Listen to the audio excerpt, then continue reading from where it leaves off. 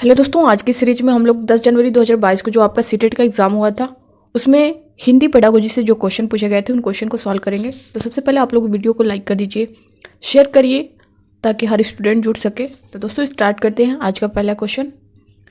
स्थिति फर्स्ट आप देख पा रहे होंगे, रमेश और सुरेश दोपहर के भोजन के समय आपस में अंग्रेजी में उन सब कामों के बारे में बात कर रहे हैं जो उन्होंने पिछले दिन घर पर किए थे। यहाँ पे 6 रहेगा, हाँ यहाँ पे टाइपिंग में हो गया है। उन्होंने पिछले दिन घर पर किए थे।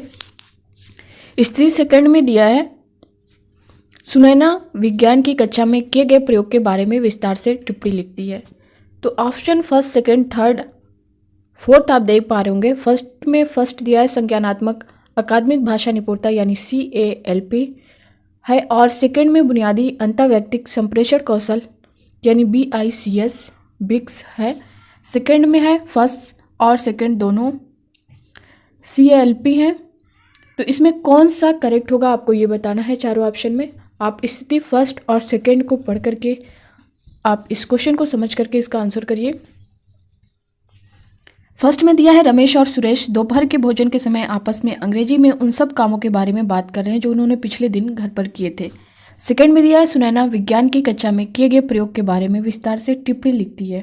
तो इसमें से कौन सा ऑप्शन करेक्ट होगा। CALP मतलब समझ रहे हैं संज्ञानात्मक अकादमिक भाषा निपुणता, BICS समझ रहे हैं बुनियादी अंतःवैयक्तिक संप्रेषण कौशल। तो आप लोग अपने आंसर करिए। तो दोस्तों इसका जो करेक्ट आंसर होगा ऑप्शन फोर्थ आप देख पा रहे होंगे, BICS और CALP है, ये मतलब दोनों होगा। तो ऑप्शन फोर्थ हमारा करेक्ट हो जाएगा। अगला क्वेश्चन देखेंगे। श्याम सुंदर एक पत्रिका में पूरी बात समझने के लिए पूरे 2 पन्ने का एक लेख पढ़ता है और इसके बारे में अपने मित्र को बताता है। पठन की इस युक्ति को किस रूप में जाना जाता है। ऑप्शन फर्स्ट है टॉप डाउन युक्ति, सेकंड है बॉटम अप युक्ति, थर्ड है सारांशीकरण, फोर्थ है अध्ययन कौशल। तो दोस्तों इसका आंसर आप लोग करिए। श्याम सुंदर एक पत्रिका में पूरी बात समझने के लिए पूरे 2 पन्ने का एक लेख पढ़ता है और इसके बारे में अपने मित्र को बताता है। पठन की इस युक्ति को किस रूप में जाना जाता है ये हमें बताना है। तो दोस्तों टॉप डाउन युक्ति होगा, यानी फर्स्ट ऑप्शन जो है ये हमारा करेक्ट हो जाएगा। नेक्स्ट क्वेश्चन देखेंगे। निम्नलिखित में से कौन सी शिक्षण शास्त्रीय विधि रचनावाद उपागम का अनुसरण करती है। ऑप्शन फर्स्ट है मुहावरों की संकल्पना समझाने के लिए दिन प्रतिदिन में काम आने वाली वस्तुओं को दिखाना। सेकंड है पाठ्य सामग्री का अर्थ समझने के लिए टीका टिप्पणी का प्रयोग करना। थर्ड है उपमा अलंकार के प्रयोग वाले वाक्यों की रचना के लिए वास्तविक जीवन से उदाहरण लेकर समझाना। फोर्थ है कहानी में घटनाओं का अनुमान लगाने के लिए फ्लो चार्ट बनाना। तो दोस्तों इसका आंसर आप लोग करिए। क्वेश्चन थर्ड का आंसर आप लोग करिए। निम्नलिखित में से कौन सी शिक्षण शास्त्रीय विधि रचनावाद उपागम का अनुसरण करती है। दोस्तों ऑप्शन थर्ड आप देख पा रहे होंगे, उपमा अलंकार के प्रयोग वाले वाक्यों की रचना के लिए वास्तविक जीवन से उदाहरण लेकर समझाना, ये आपका करेक्ट आंसर होगा, यानी ऑप्शन थर्ड आपका करेक्ट हो जाएगा। नेक्स्ट क्वेश्चन देखेंगे। कक्षा 6 में रिपोर्टेड स्पीच समझाने के बाद अध्यापक विद्यार्थियों को समूह में गतिविधि करवाती है।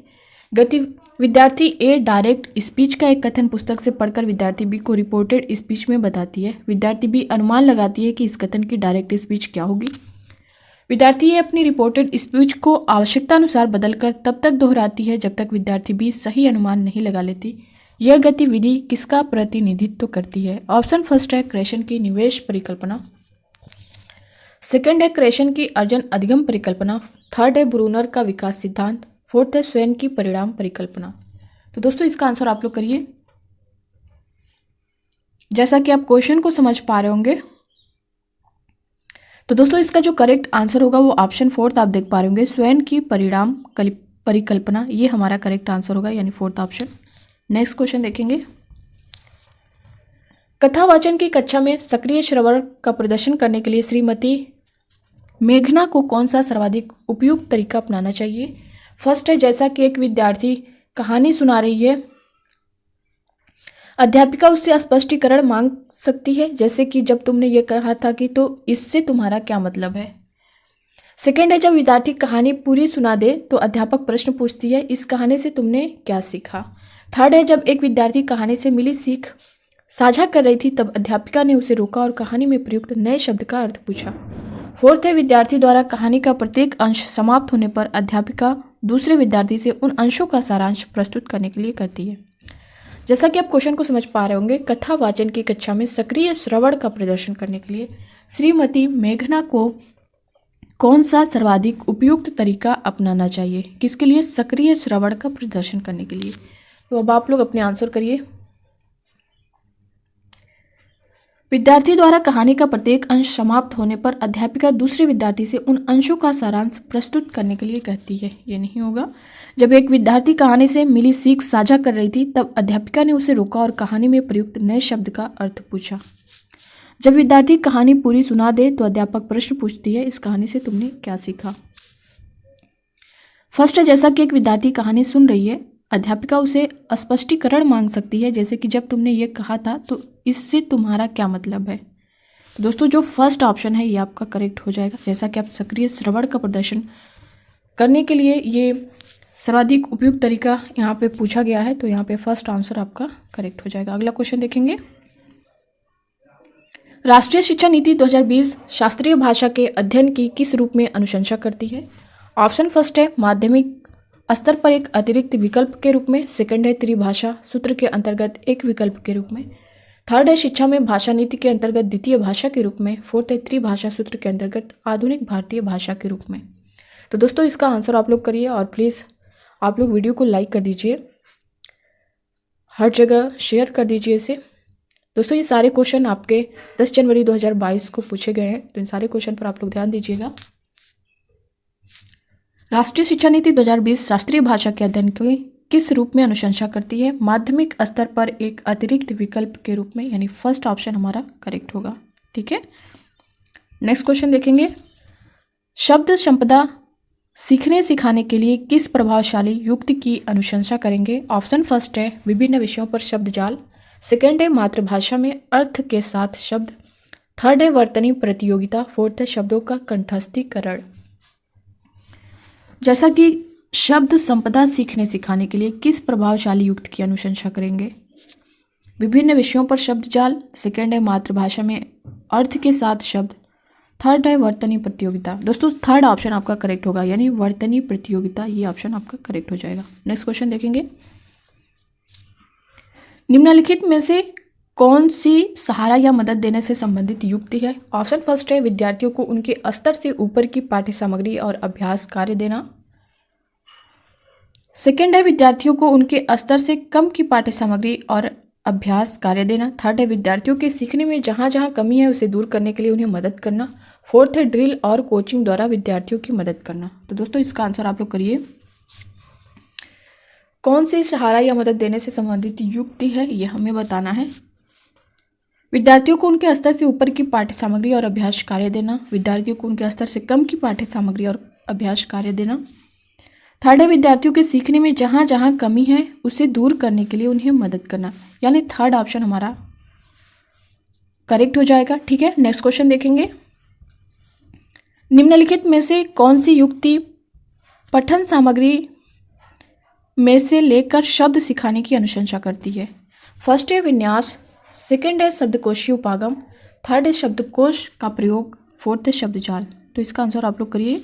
कौन सी युक्ति पठन सामग्री से लेकर शब्द सिखाने की अनुशंसा करती है? तो दोस्तों ये शब्दकोशीय उपागम, यानी सेकंड ऑप्शन हमारा करेक्ट हो जाएगा। अगला क्वेश्चन देखेंगे। एक अध्यापक शिक्षार्थियों को उनके द्वारा लेखन में की गई गलतियों को उनके संज्ञान में लाने के लिए सप्ताह में एक बार सत्र का आयोजन करती है। मुख्यतः वह क्या कर रही है? ऑप्शन फर्स्ट है, प्रतिपुष्टि देना। सेकंड है, त्रुटि विश्लेषण। थर्ड है, त्रुटियों में सुधार करना। फोर्थ है, व्याकरण के पाठ प्रस्तुत करना। दोस्तों इसका आंसर आप लोग कमेंट बॉक्स में फटाफट करिए। एक अध्यापक शिक्षार्थियों को उनके द्वारा लेखन में की गई गलतियों को उनके संज्ञान में लाने के लिए सप्ताह में एक बार सत्र का आयोजन करती है। मुख्यतः वह क्या कर रही है? तो दोस्तों ये ऑप्शन फर्स्ट आप देख पा रहे होंगे, प्रतिपुष्टि देना, ये आपका करेक्ट आंसर होगा। नेक्स्ट क्वेश्चन देखेंगे। एक जांच परीक्षण इस प्रकार का है जिसमें पठन सामग्री का एक अनुच्छेद लेकर उस अनुच्छेद का प्रत्येक छठा शब्द हटा दिया जाता है और शिक्षार्थियों को हटाए गए शब्दों के स्थान पर संदर्भानुसार उपयुक्त शब्द लिखने के लिए कहा जाता है। इस तरह के जांच परीक्षण को क्या कहते हैं? ऑप्शन फर्स्ट है रिक्त स्थानों की पूर्ति, सेकंड है क्लोज परीक्षण, थर्ड है व्याकरण कार्य, फोर्थ है शब्द संपदा कार्य। तो दोस्तों इसके आंसर आप लोग करिए। जैसा कि आप लोग क्वेश्चन को समझ पा रहे होंगे, एक जांच परीक्षण इस प्रकार का है जिसमें पठन सामग्री का एक अनुच्छेद लेकर उस अनुच्छेद का प्रत्येक छठा शब्द हटा दिया जाता है और शिक्षार्थियों को हटाए गए शब्दों के स्थान पर संदर्भानुसार उपयुक्त शब्द लिखने के लिए कहा जाता है। इस तरह के जांच परीक्षण को क्या कहते हैं? तो दोस्तों इसे क्लोज परीक्षण कहते हैं, यानी सेकेंड ऑप्शन हमारा करेक्ट होगा। अगला क्वेश्चन देखेंगे। निम्नलिखित में से कौन सी शिक्षण अधिगम सामग्री पाठ्य सामग्री के आधार पर वास्तविक दुनिया को समझने का कौशल विकसित करने का अच्छा स्रोत है? फर्स्ट है प्रामाणिक पाठ्य सामग्री एवं अन्य सामग्रियां, सेकंड है कक्षा में शब्द दीवार, थर्ड है विभिन्न भाषाओं में अनुदित एक ही पाठ्य सामग्री, फोर्थ है विभिन्न विधाओं में साहित्यिक सामग्री। तो दोस्तों इसका आंसर आप लोग करिए। क्वेश्चन नंबर 12 इसका आंसर आप लोग करिए। निम्नलिखित में से कौन सी शिक्षण अधिगम सामग्री पाठ्य सामग्री के आधार पर वास्तविक दुनिया को समझने का कौशल विकसित करने का अच्छा स्रोत है? कक्षा में शब्द दीवार, विभिन्न भाषाओं में अनुदित एक ही पाठ सामग्री, विभिन्न विधाओं में साहित्यिक सामग्री। यानी फर्स्ट ऑप्शन आपका करेक्ट होगा, प्रामाणिक पाठ्य सामग्री एवं अन्य सामग्रियां। फर्स्ट ऑप्शन आपका करेक्ट हो जाएगा। नेक्स्ट क्वेश्चन देखेंगे। निम्नलिखित में से कौन सा विभिन्न लेखन शैलियों के बारे में शिक्षण करने के लिए फिलिप कक्षा उपागम का सर्वोत्तम उदाहरण है? ऑप्शन फर्स्ट है अध्यापक विद्यार्थियों को उनकी लेखन शैलियों के आधार पर पाठ्य सामग्री के वर्गीकरण हेतु ऑनलाइन अभ्यास देती है और उसके बाद उन्हें व्यक्तिगत रूप में प्रतिपुष्टि देती है। सेकेंड है विद्यार्थी घर में लेखन शैलियों पर वीडियो देखते हैं और फिर अगले दिन कक्षा में अध्यापक द्वारा पढ़ाई जा रही पठन सामग्री में देखी गई शैलियों की पहचान करते हैं। थर्ड है अध्यापक वीडियो कॉन्फ्रेंस के माध्यम से लेखन शैलियों पर व्याख्यान देती है, उसके बाद विद्यार्थी प्रत्येक शैली के उदाहरण वीडियो पर देखते हैं। फोर्थ है विद्यार्थी कक्षा में लेखन शैलियों पर वीडियो देखते हैं और घर पर रहकर ऑनलाइन प्रश्नोत्तरी में भाग लेते हैं, जिसमें पहचान करते हैं कि कौन सी पठन सामग्री किस शैली में है। तो दोस्तों आप लोग अपने आंसर करिए। ऑप्शन थोड़ा बड़ा है इसका, फिर भी आप लोग समझकर इसका आंसर करिए। ज़्यादातर लोगों के आंसर दोस्तों करेक्ट आते हैं। आपकी तैयारी अच्छी है, थोड़ा और मेहनत करिए आप लोग।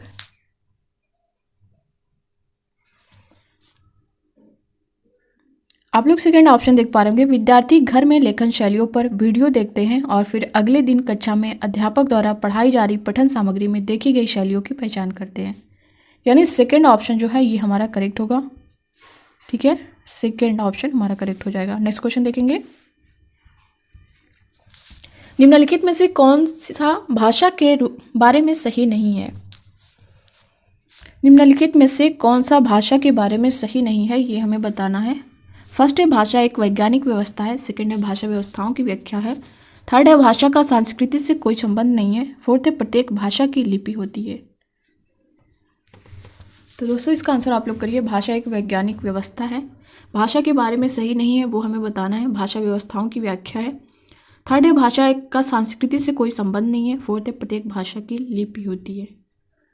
तो दोस्तों भाषा व्यवस्थाओं की व्याख्या है ये हमारा नहीं है, यानी सेकेंड ऑप्शन जो है ये करेक्ट हो जाएगा। ठीक है, नेक्स्ट क्वेश्चन देखेंगे और इस सीरीज़ का लास्ट क्वेश्चन। राष्ट्रीय शिक्षा नीति 2020 में निम्नलिखित में से कौन सा प्रावधान नहीं सुझाया है? नहीं बताना है इसमें भी हमें। फर्स्ट है प्रत्येक विद्यार्थी की विशिष्ट क्षमताओं को पहचानना और बढ़ावा देना महत्वपूर्ण है, सेकंड है रट्टा मारकर सीखने और परीक्षाओं के लिए सीखने के बजाय संप्रत्यात्मक समझ पर बल देना चाहिए, थर्ड है सृजनात्मकता पर पर्याप्त ध्यान देना चाहिए और तार्किक निर्णय और नवाचारिता के प्रोत्साहित करने के लिए विवेचनात्मक चिंतन को बढ़ावा देना, फोर्थ है बच्चों में अनुपालन को बढ़ावा देने के लिए अध्यापक को इनाम और दंड को इस्तेमाल करना चाहिए। दोस्तों इसका आंसर आप लोग करिए। प्रत्येक विद्यार्थी की विशिष्ट क्षमताओं को पहचानना और बढ़ावा देना महत्वपूर्ण है, तो आपका होगा ही रट्टा मारकर सीखने और परीक्षाओं के लिए सीखने के बजाय संप्रत्यात्मक समझ पर बल देना चाहिए, ये भी आपका करेक्ट होगा। सृजनात्मकता पर पर्याप्त ध्यान देना चाहिए और तार्किक निर्णय करने और नवाचारिता को प्रोत्साहित करने के लिए विवेचनात्मक चिंतन को बढ़ावा देना चाहिए, ये भी होगा। हमें नहीं बताना है, तो दोस्तों अब लास्ट ही ऑप्शन बच रहा है, बच्चों में अनुपालन को बढ़ावा देने के लिए अध्यापक को इनाम और दंड को इस्तेमाल करना चाहिए। नहीं दोस्तों ये गलत है आपका, यानी यही आपको बताना है, तो ऑप्शन यही आपका करेक्ट होगा, फोर्थ ऑप्शन, बाकी ये सब गलत हो जाएंगे। तो इसमें फोर्थ ऑप्शन आपका करेक्ट हो जाएगा। ठीक है, तो दोस्तों ये थे आज के सीरीज़ के 15 क्वेश्चन जो आपके 10 जनवरी 2022 को पूछे गए थे। तो दोस्तों हम मिलते हैं नेक्स्ट वीडियो में नए कंटेंट नए सीरीज के साथ। तब तक के लिए बाय बाय, टेक केयर, खुश रहिए, पढ़ते रहिए। वीडियो को लाइक करिएगा, शेयर करिएगा, नए हो तो चैनल को सब्सक्राइब करिएगा।